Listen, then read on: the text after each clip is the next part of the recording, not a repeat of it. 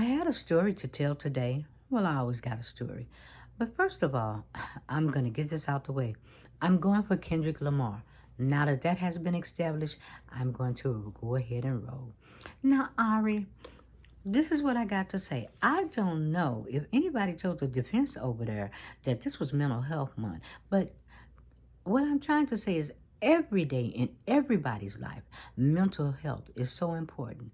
And like I said, you can't separate the mental from the physical, but it affects our overall health. Now, with that being said, what was they over there trying to dehumanize Stormy? Um, and somebody even said that somebody older might take it, make look at it another way. Well, you let them know that the new G is on the set. And what I looked at it as, Stormy has some valid points. And I'm going to say both to Stormy and Michael Cohen. People always try to remember who you used to be and never try to give you credit for the person that you're becoming today. And the only person that has to forgive you is you. Okay? So with that being said, um, in order, what the defense did today, I thought was deplorable. Absolutely deplorable. Because in order to remove a stigma, what do we have to do? We do not respond to the label. You have to respond to the person. And I know they got their case to prove, but I didn't think that that was good at all. So I thought maybe I better kick that off first. That was in some of my notes. And I think you had Emily Baseline on today. Yes, I am paying attention, Ari. And that's something that I want you to listen to because I know you love your music. And somebody that really brought it home, going from a child to an adult. Could you please listen to Justin Bieber's song "Lonely"? That hits home, and I want Justin Bieber to know that Justin Bieber, you are not alone. You're not alone because today, in this moment in time, you think that the predecessor is on trial? Yes, but let me tell you the overall picture. Mental health is on trial. Mental health is on trial. That's what's on trial. It's right in your face. You talk about age and you talk about how Biden them is so much older. But look at the mindset. Now, can these people deliver on their mindset? And that is a big concern right there. That is a huge concern. I can't believe, that I know everybody has to go through their process, the prosecutor, the defense, but still in all, if you're sitting there and even if you can't admit to all the crimes that's before you, even if you get vindicated, even after vindication, do you have the mind to make appropriate decisions? I always specifically talk about right and wrong, but there is a gray area, and I understand that. But if the mind is blacked out, you can forget about right and wrong, gray area. That goes out the window. It's kind of like when they have all the presidential awards and people come to the White House, and when they're there, you got these people that's coming, like Aretha and all these great singers, and you're saying, they're all. But you know what? When they walk out there, they deliver. Now, that my point is, whatever happens in this trial, no matter how it happens, can that person deliver? Do they have the mind to deliver? Right or wrong, up and down, left and right, gray areas, whatever. Mental health is on trial. And everybody's asking the right question, but just looking at it from the opposite end of the spectrum, you're naming people. You're naming Tim Scott. Now, he walked out in front of a camera. They gave him a question, and What happened? He went black. Well, he is black, but you know what I'm saying. He went totally black.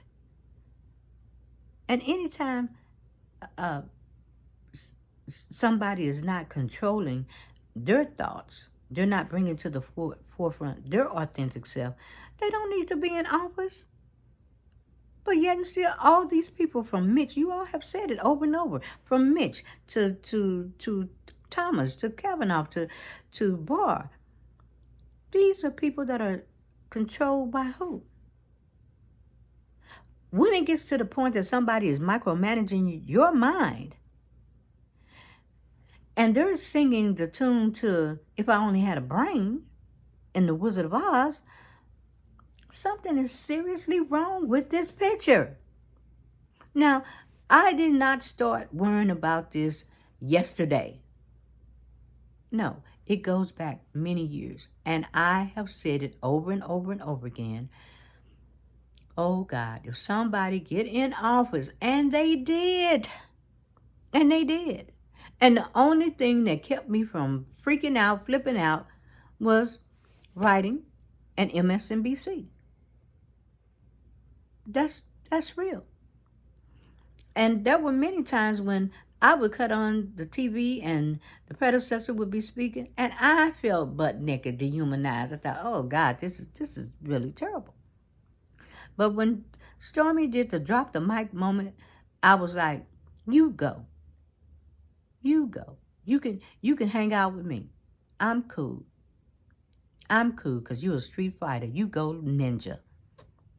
Because she has the right to tell her story. She has the right to be a human being. She has a daughter. She's changing her life. I don't care how many movies that she's done. I don't care. She's a human being, and we haven't seen that in so long. To prove my point, the other night when I was watching the show, Lawrence, Rachel, I think Joy, I think Alex, they were all on the show together. And they were going through the process of talking about the trial. And Lawrence was, and you could clearly see that this is not Rachel's neighborhood at all. Because Lawrence was over there talking about golfing, and he kept saying hoes, and Rachel was just about to pass the hell out. And it was just good to see them be human and laugh. Just to see them laugh. It made me laugh when the guy came up and said his name was Pecker. Hell, I'm going to go make a shirt and just say, that makes me laugh. That actually makes me feel good. Laugh. Think about the things that are just so small in life that we don't have to pay billions of dollars for, but it all goes out the window. Now, I know I probably jumped around and did everything, and I do that a lot, but hey, that's okay. I'm cool with it. But what I'm saying to each and every one of you guys today is that you have brilliant minds. So many people that we could talk about. Some people that mind is so brilliant that they scare people. It's intimidating. You got Elon over there, and his mind probably intimidates people. You got Mark Z's mind that might intimidate people. But they're all human. And even they were cut down for being brilliant. They were bullied for being brilliant. I mean, it's sad when you get to the point that you got to ban books and people can't even talk about how smart they are. Now, some people go over the edge because we don't want to talk about that cerebral narcissist because he goes a little bit too far. But in the meantime, just to say that they're smart and feel good about it, no. Our history will be studying somebody for years. They already said it. They wanted to study his mind. For what? Write more books on Obama, on Gates, on Steve Jobs. There's so many brilliant minds out there. But that's not what we're looking at. Yes, I'm sitting here thinking I had all these stories to tell. I've written all really serious. You don't think I follow? Yes, I do.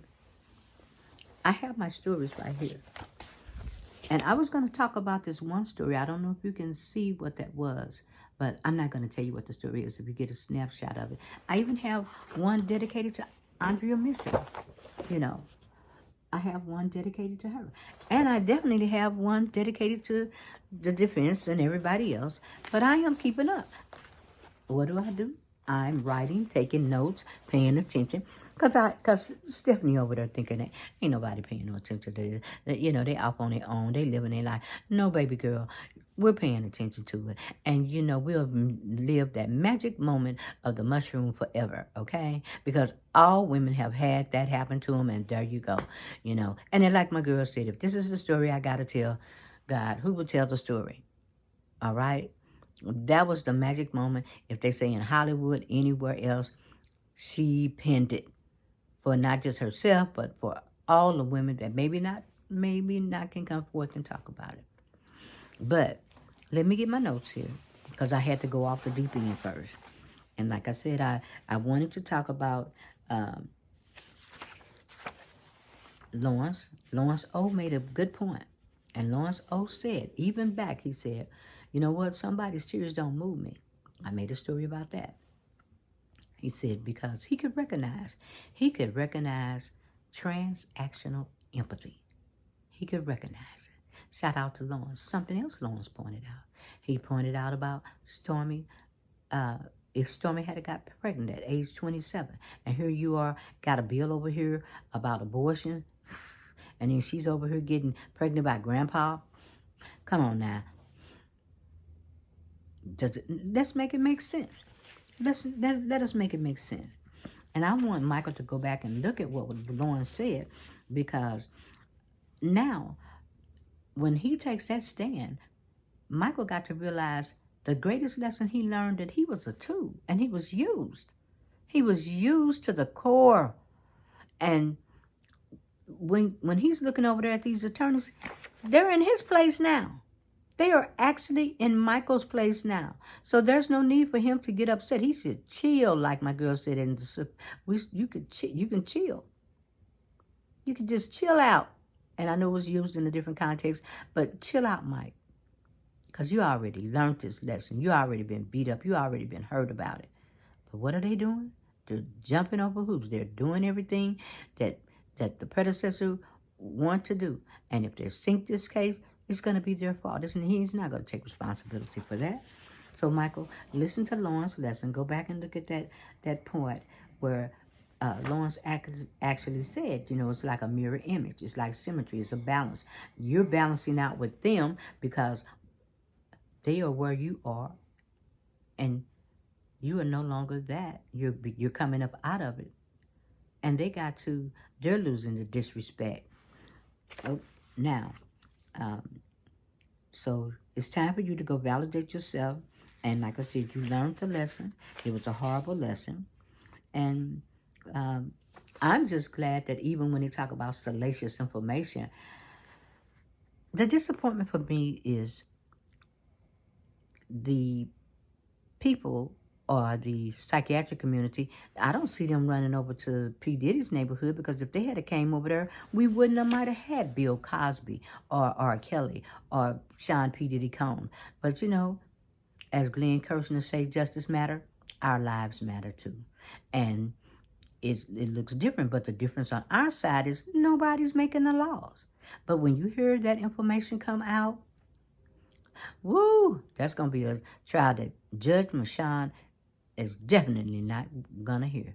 It's going to be some sidebars on that one, because they put out an all-point warning on the papers that when Diddy paid Cassie off, they said, you know what, we don't want this information, a trigger warning. That's what it was called. When he paid that young lady out, they said they had never seen so much salacious information. They put a trigger warning on it to advisory, because it might have been too much. And like I said, Judge Mashawn may not want to hear that. So you got to understand that the predecessor that you're looking at, Stormy Daniels actually saw who he really was behind that great grand curtain of Oz. And she didn't like what she saw. And that's why probably they hate each other, because that is that that's hard. That is really hard when somebody actually sees you and think you've made this person bigger than life, and this is what I'm looking at. This is unreal. This is unreal. Yes, they built this person. All the people around him made him larger than life. And that's what his attorneys have to do now, is make him larger than life. And everybody knows that. You could hear it. You could hear it over and over and over again, that the attorneys are playing to what he wants when he step out there, the papers that he got, you know. And I'm going to say it in Mental Health Month, but this is mental health for our life, our nation. It needs to be addressed. And you can talk about how old Joe is, how old Nancy Pelosi is, how old, what is his, what's his name, Kenny? Well, you can talk about how old Bernie Sanders is. That's who I'm trying to say, Bernie Sanders. But can they deliver? They have delivered, Nancy Pelosi. They have delivered over and over and over again. So that's what's on trial today. Mental health. Mental health is on trial. And we cannot close the gap from intentional to unintentional. I've been saying it for years. Because if we close that gap, you're going to normalize all the wrong behaviors.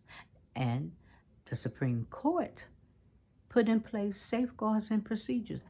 And that's all I was saying. We've lost all our safeguards, even up to the Supreme Court level. The men that put those procedures, they just said, no, we got power. We in power now. And we can do whatever the hell we want to.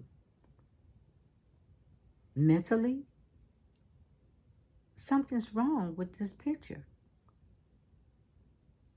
And anybody that defends wrong, they become wrong. And they're going to lose the respect and their integrity. A nation cannot be ruled by somebody that has no integrity. A nation cannot be ruled by somebody that lacks empathy. A nation cannot be ruled by a person that offers transactional empathy. Quid pro quo empathy. You give and I give. But what you got to understand about the person that's on trial today is you give and you give and you give and you get nothing in return because they're inside their head. And there's nothing to give because, as Stormy Daniel say, this is somebody that you wouldn't want to tell. You wouldn't want to tell the story. Hell, we have a rapper named Too Short. But he's actually too short. Now let me verify that. Like in height. I don't know what he is in other places. But I'm just saying. Now I would hate for him to be on trial because of the name Too Short. That takes it to another level. It does.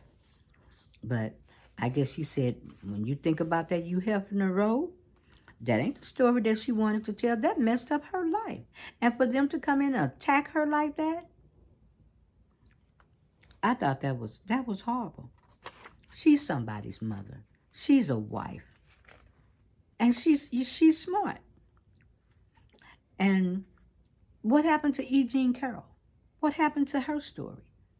And that's right. Their stories need to be heard and be told. You know, I wasn't looking at it like this is the Me Too movement and we can't tell the story. No, everything needs to come out. It really does.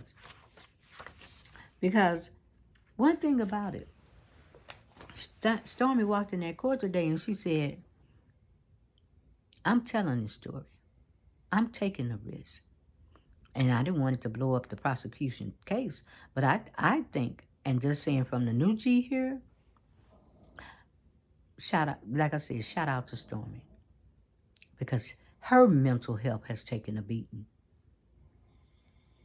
They have drugged that lady and made fun of her, and it has made her tougher. And she was going to have some bitterness, but sometimes with the bitterness, you become better. Now, the call up today is for Joyce Vance. Joyce, thank you for giving so much hope and being optimistic. You and Andrew Weissman, and I want Stephanie Rule to stop wearing her pretty little head because Stephanie Rui, we are paying attention. We have been for years, and still the clock is still ticking, and I'm still looking and still paying attention. Mary Trump and Ben Masalas.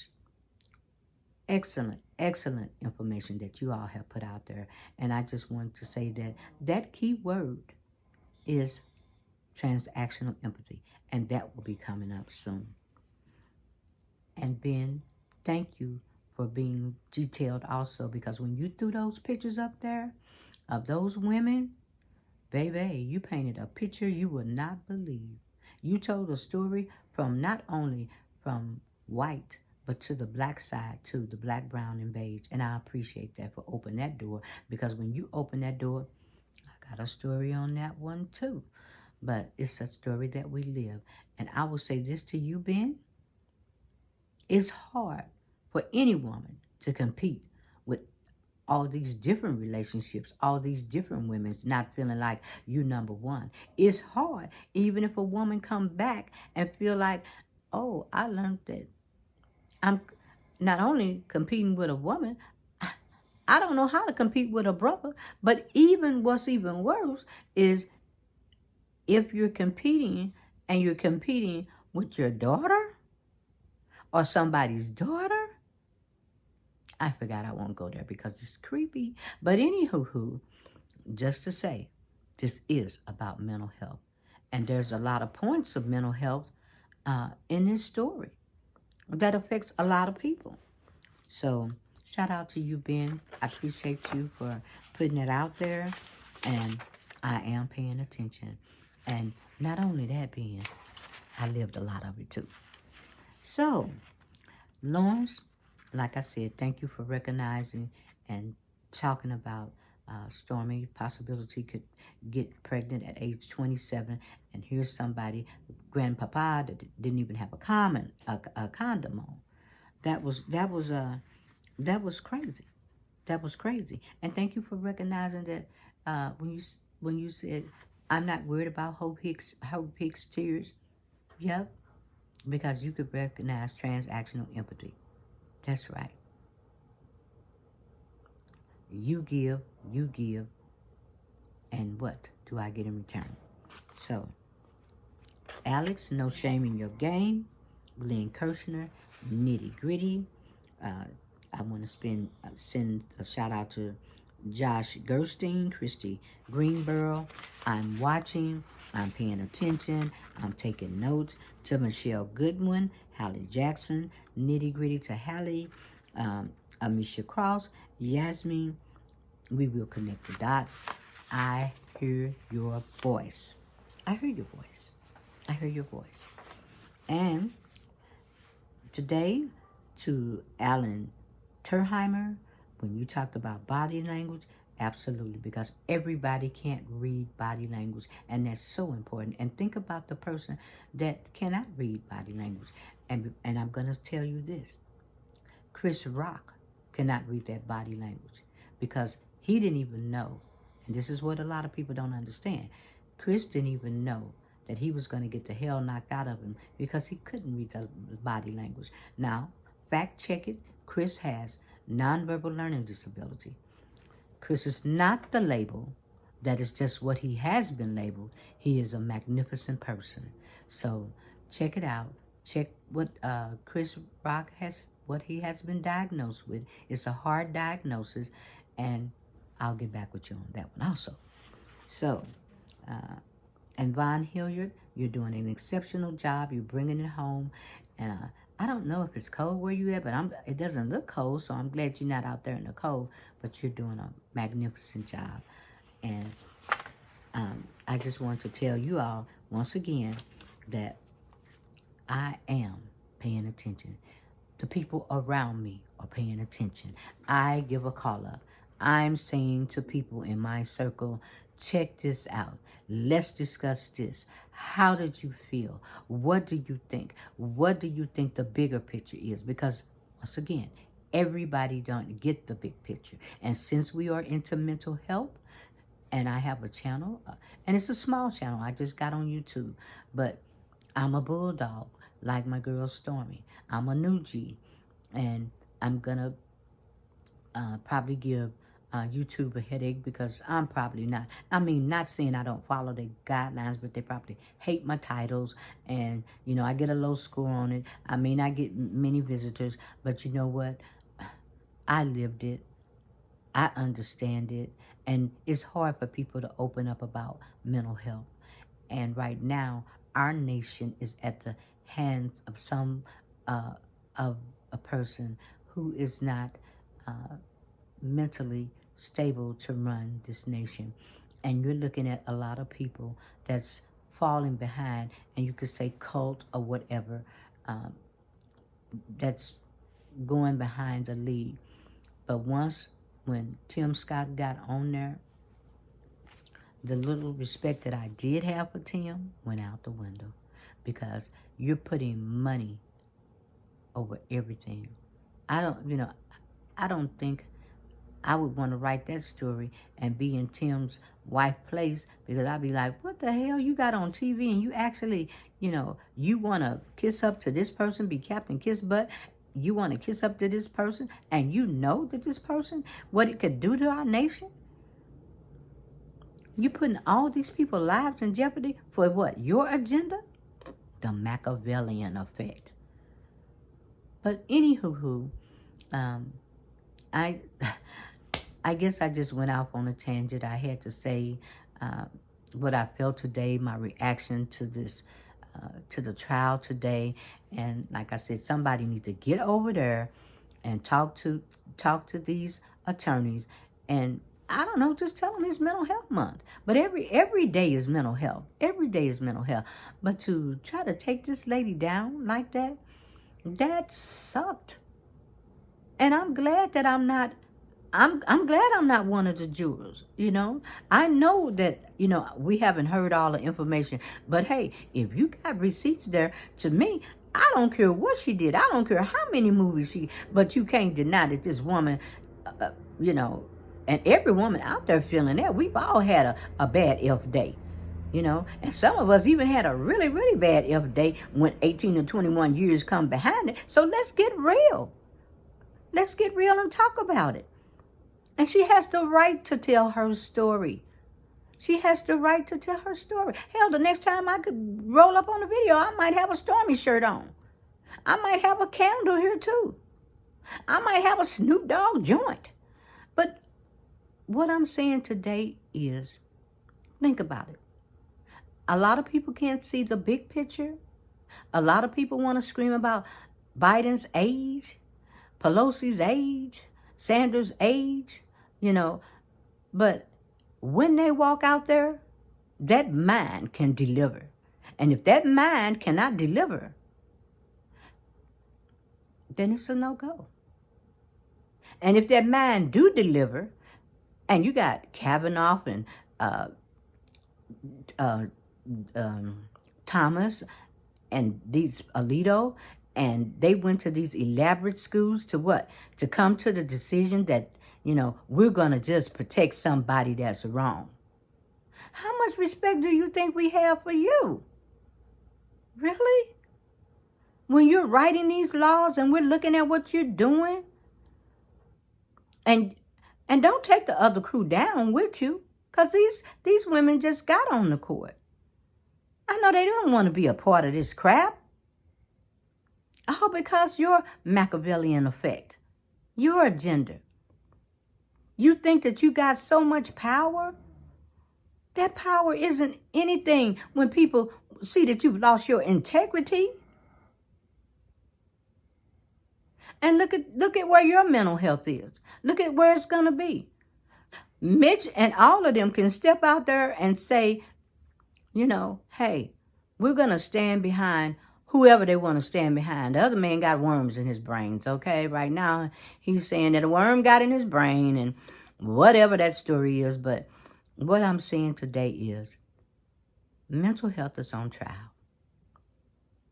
And if somebody doesn't have the mental capacity to deliver, then the question in my mind is, should we be rocking with them? Once again, when Tina Turner walked out on stage, we saw her age. When Gladys Knight walked out on stage, we saw her age. Patti LaBelle, we know her age. But when they opened their mouth, they delivered. And that's what you have to think of. Can that mind deliver? Can that mind carry the nation of people like Biden has carried? Now, I didn't get on here to make a video on the president because I've written stories on him. He's in the blog. I think it's Go for the Mojo or something. It was been so many years back and so many stories. But the bottom line is, during that time, it was tough and it was hard. And in this moment in time, once again, it is tough and it is hard. Did I pick up a bad attitude? No. I picked up my pen. I picked up my pen. And I thought, well, I guess I have to write myself out of this one. And what's really important today, and for the days to come, moving forward, can we just take some step back, take a deep breath, and understand what is going to push this nation forward? What gives you quality of life? What gives you a purpose in this life? If you don't have a mind, then that quality of life is not going to go very far. And seeing all this on trial today, I guess I had a trigger too. But shout out to Stormy. Keep forging ahead, and you handled the candle, baby. You handled the burn. And I'm proud of you. I am. She's a tough ninja. And everybody don't live in our area code. Everybody don't quite understand that we don't probably know how to sugarcoat things. And we might be a little too, what did you used to call a diamond in the rough, or can't sugarcoat. But being yourself is better than being what other people want you to be. Now, I'd rather be disliked for the person that I am than to be liked for being ignorant. And on that note, I'm going to get out of here. I probably ran it on and off, but this is my reaction to the Stormy Daniels trial. And I'm glad that she's getting to tell her story. Every woman out there, if you have a story, tell it. That's what Me Too movement is about. And even men, because that's another thing. A lot of men do not have a place to tell their story. And that's why we having a lot of men leaving the U.S. because they don't feel safe here. They don't feel like this is home. They can't talk to anybody. They're isolated. And so that is a two-way street. But if you're involved with somebody with with a narcissistic personality disorder. And like I said, I don't care how many names he's been called, because what Stormy did is she touched up on, once again, an overlap, which was a somatic narcissist who overemphasizes their sexuality. And like I said, a lot of women feel like, I know you ain't out here talking about what all you can do, and you didn't talk the good game of sex, and this is not good, you know. And we've all been through that, men and women, you know, both on both sides of the chart. We all been through it. And like she said, this is a story that nobody wanted to tell, or the story needed to be killed. And we can understand that this totally wounds a person with narcissistic personality behavior. Also, even when I think back about the predecessor having his hands in everything, now here's a distinction. Even though this is a narcissistic personality disorder, went on the DSM-3 at the time in 1980. There's a difference between narcissistic personality disorder and obsessive compulsive disorder. What I'm saying is, on the diagnostic spectrum, there's going to be an overlap. And so OCD, and there's that overlap that we're looking at, having our hands in everything, in every place, control. That's another emotional vampire. That's a vampire that operates by fear. People are, that micromanaging, you have no say, it's my way or the highway. Or on our side of the chart, the HNIC, head Negro in charge. Okay? We had a lot of those, and they were OCDs. That's another type of vampire. And they operate by fear because they micromanage everything. And that's another reason why the school districts they had a one-size-fit-all, because they did not want to take responsibility for all the different learning styles that they could not pull it off. But I went on and on and on, and I will get back to my stories that I have to tell you. And Ari, listen to Justin Bieber's song, and that takes it home for children to adult. And once again, for mental health, I want to say to Justin Bieber, and not to Justin Bieber, but to everybody out there that have had those moments of isolation, just to know that you're not alone. And if you got a story to tell your story. Don't feel restricted. Find somebody that you can trust. Find somebody out there that you can trust. And if you can't, try to get to somebody that could help you with your mental issues. It's nothing wrong with opening up to a therapist. There's no shame in your game whatsoever. The worst thing that anybody could do, and this is for mental health, is to have a mental health and not recognize that they have a mental disability.